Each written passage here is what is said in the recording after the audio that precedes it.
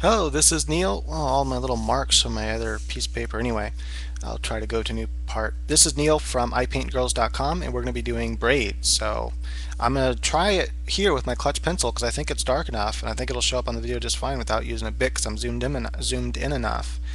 Right, so if you want to read the tutorial, you can go to ipaintgirls.com, and I have a new section, written tutorials, so you can read the tutorial on drawing braids if you want. Or you can watch this video. If this doesn't come out that well, like if a lot of you guys complain and say, you know, it's not dark enough, whatever, then I'll make another one with Photoshop. But I think this will work out. Right, so the first thing you do is you imagine three equally spaced lines. In this case, I don't have to imagine it because I have grid paper. Make a V like so. Now, a lot of people are going to be asking before I get started, I might as well do this. This is what I'm using. I don't know if you guys can read this. It says Scott, S-C-O-T-T. Pull it down here. It's kind of like the lighting is weird anyway. So it's a Scott B2. It's made in Italy. It's pretty cool. It's got this side here, which is the button you press. When you press the button, it opens a little claw, and that allows you to pull lead or put lead in. And so it's a clutch holder. It clutches the your lead, and then you can buy all different kinds of lead, and you can get really good lead, like lead that lasts a long time and doesn't smear as easy or whatever. Get really dark lead and get light lead, so it's all kinds of lead you can use. So draw that V in there, and then draw a curve like that. So it's kind of like almost like an upside down part of a spade. Do the same thing starting here, and then just repeat that shape like that. Do the same thing again.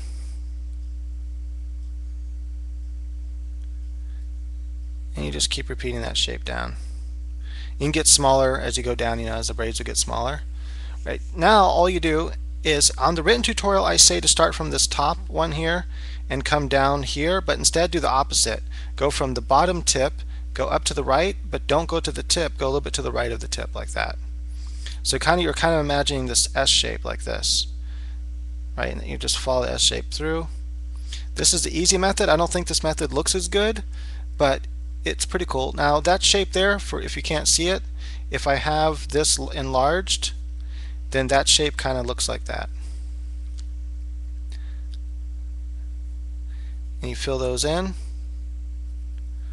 like so. And then if you want, you could go in and shade the hair. I imagine that these ones would be kind of pulling like that. And maybe these ones would want to make them a lot shorter and lighter. And then you can also add shading along right there, along the underside, and then just kind of shape your braid. Right, so let's move on to the second technique, which I prefer. It's a little bit harder to grasp and to get good at, especially without graph paper, but it's pretty cool. And I'm gonna darken some of these lines for you can kind of see what I got going on here.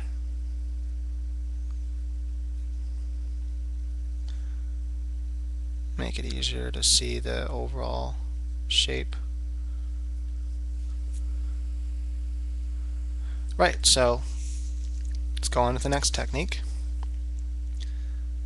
Draw two lines again, or three lines equally spaced. If you have graph paper, that's perfect. If not, you can actually make graph paper, or you can use the graph in Photoshop as well. Now this technique is a little different. What we're going to do is we're going to draw curves on one side, like so.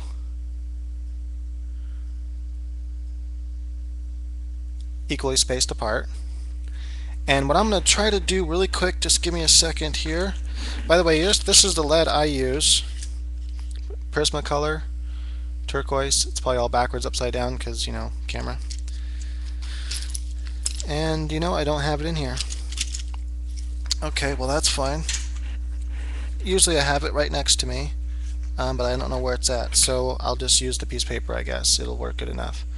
Oh, it's way over there. Anyway, I could go up and get it, but I'll just sharpen it on this piece of paper by doing some hard shading over here. Okay.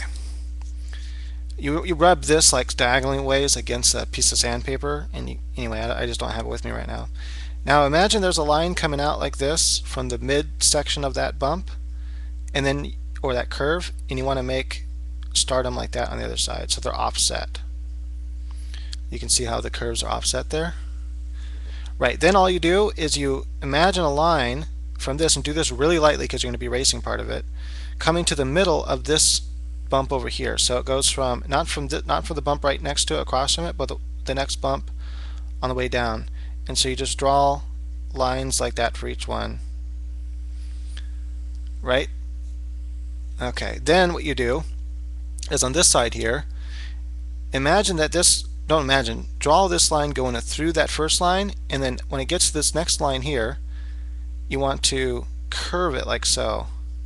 So you're kind of making this S shape, right?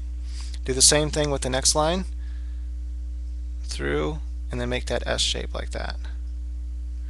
I can also, and if I want, I can do one more of those by starting here and just kind of run it up like that, and then I can have part of that one just for I can have more of a completed top there.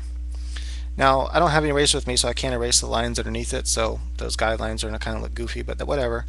That's pretty much it. Then you just, strengthen the line over here, and then you want to kind of hook it up just a little bit like that.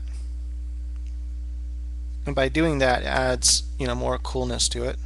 And then you add little circles or little diamond shapes underneath those V parts, underneath the Y shape. So you know that what happens, you end up having this kind of Y shape like that. So at the corner of that Y is where you put that there. Now this is a little confusing. I know it looks really easy, but honestly it is a little bit confusing when you start doing it, especially without graph paper. Getting that to look how you want it to is a bit confusing at first. But if you practice, it gets easier, and then your mind will wrap around. For me at least, it's kind of weird at first because my mind had to wrap around what I was doing. Now the same way you can when you shade this kind of ponytail, oops, you can't see that. That kind of ponytail is shaded a little bit differently than this kind. This kind of ponytail, you're gonna kind of have the shading here instead. So the darkest part is going to be all along there like that. Oops, I went down too far. So that's how and then you would have, regular shading, but that's going to be your darkest part, and then you would shade it as you normally would a ponytail. Think of it as a three-dimensional object. Right, so that's it for ponytails. Actually, you know what, there is another technique, and also side view. So when you do a side view, basically you kind of do these like S shapes. So what you do is you draw, let's say you have, well, it depends on the kind of S shape you want to draw. Like that's not a good S shape. So what you want to do is you want to draw the same kind of S shape you did before. So let's try that again, like this. And you kind of want to really pull it on this side more, because what you want is to be able to have this kind of shape. And you want, am I going off screen here? I have to keep looking at the camera, like so.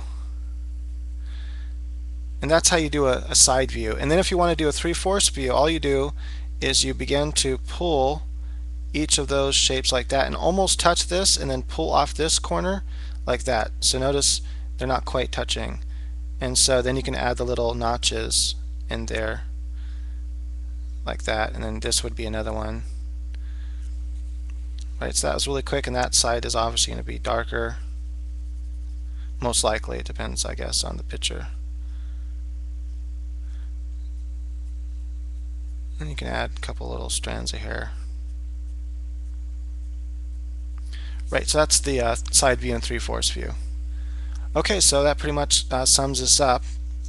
Again, visit the website if you want to look at the written tutorial.